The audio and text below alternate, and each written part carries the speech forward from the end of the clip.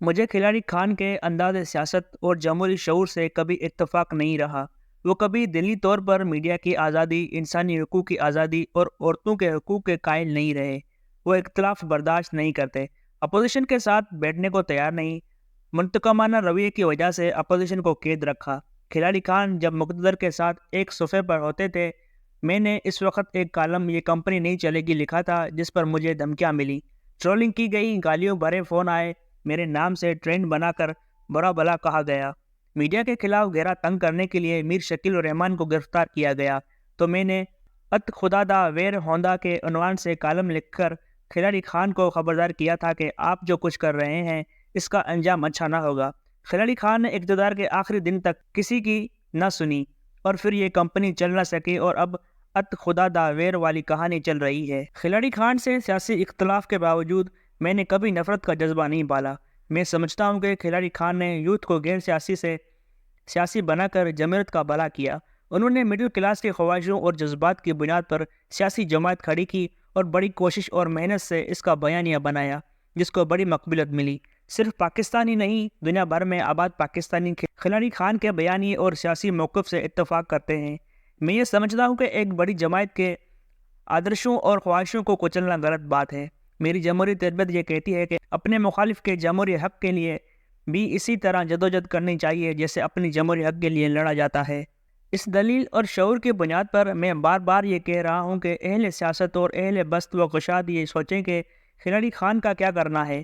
اس مسئلے کے حل کے بغیر سیاسی بحران سے نکلا نہیں جا سکتا۔ سیاسی بحران کی سنگینی اپنی جگہ آج بھی موجود ہے، لیکن لگ رہا ہے کہ پاکستان معاشی بحران سے نکلنے کی طرف رواں دواں ہے۔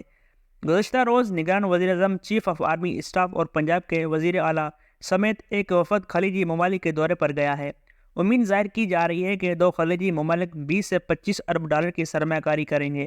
اگر یہ اعلان سامنے آ جاتا ہے تو اس کے بڑے واضح سیاسی اور معاشی اثرات ہوں گے۔ معاشی طور پر اس سے ڈالر کمزور اور روپیہ مضبوط ہوگا، اسٹاک مارکیٹ تیز ہوگی اور مجموعی طور پر پاکستانی معیشت دباؤ سے نکل کر صحت مندی کی طرف چل پڑے گی۔ افواہ یہ بھی ہے کہ معیشت میں بہتری کے بعد فروری الیکشن میں تاخیر ہو سکتی ہے، کیونکہ سوچا یہ جا رہا ہے کہ اگر فروری میں الیکشن ہو گیا تو معاشی بہتری میں ایک وقتی وقفہ آ سکتا ہے۔ یہ بھی کہا جا رہا ہے کہ ابھی تحریک انصاف کے سیاسی ابھار کا مکمل تدارک نہیں ہو سکا۔ کہا جا رہا ہے کہ انتخابات فروری سے اگست ستمبر تک لے جائے جا سکتے ہیں۔ انتخابات کی تاخیر کے حوالے سے فیصلہ کیا گیا تو دو رکاوٹیں سامنے آ سکتی ہیں، پہلی عدالتی اور دوسری سیاسی۔ سننے میں آیا ہے کہ ابھی تک عدالتی رکاوٹ برقرار ہے اور اس سے ڈیل کرنے کی کوشش جاری ہے۔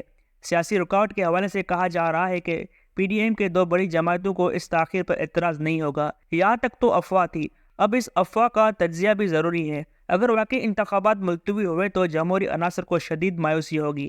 فاضل جج صاحبان پہلے ہی یہ سوال اٹھا رہے ہیں کہ 90 دن سے زیادہ تاخیر کی گئی۔ انہوں نے 8 فروری کو بھی 52 مکرن قبول کیا ہے، وہ مزید تاخیر کیسے قبول کر سکیں گے؟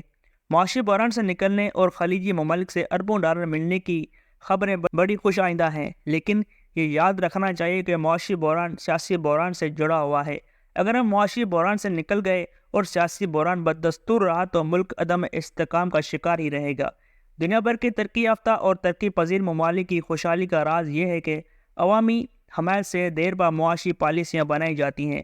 اب ضرورت اس بات کی ہے کہ پاکستان کی سیاسی جماعتیں دیریا اور دور رس معاشی چارٹر پر متفق ہوں، تاکہ اگر کوئی سیاسی بحران آ بھی جائے تو اس سے معیشت متاثر نہ ہو۔ نون ہو یا پیپلز پارٹی، جماعت علماء اسلام ہو یا پی ڈی ایم کی دوسری جماعتیں، انہیں اپنی سیاسی مفادات کے ساتھ ساتھ اپنے مخالف کھلاڑی خان کے مستقبل کے بارے میں بھی فیصلہ کرنا ہوگا۔ ان کا یہ کہنا کہ یہ مقتدر اور کھلاڑی کے آپس کی لڑائی ہے، درست موقف نہیں ہے، کیونکہ کھلاڑی خان کے ساتھ عام لوگ بھی ہیں، ایک بڑی جماعت بھی ہے، اس کے مستقبل پر سب کو رائے دینی چاہیے۔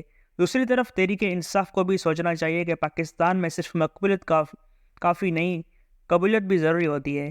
اس لیے وہ فوری طور پر انتخابات کے لیے اپنی پالیسی وضع کرے، اپنی صلاح پسند لیڈروں کو آگے کرے، تاکہ وہ مقتدر اور دوسری سیاسی جماعتوں سے مذاکرات کر کے کھلاڑی خان اور تحریک انصاف کے لیے راستہ کھولیں۔ تحریک انصاف کو سیاسی جماعت بن کر سیاست کرنا ہوگی، وہ اب طاقت میں نہیں ہے۔ اسے اس بات کا ادراک کرنا ہوگا اور اپنی سیاست اور پارٹی کو بچانے کے لیے ایسے اقدامات کرنا ہوگے کہ اسے کچھ نہ کچھ قبولیت تو حاصل ہو جائے۔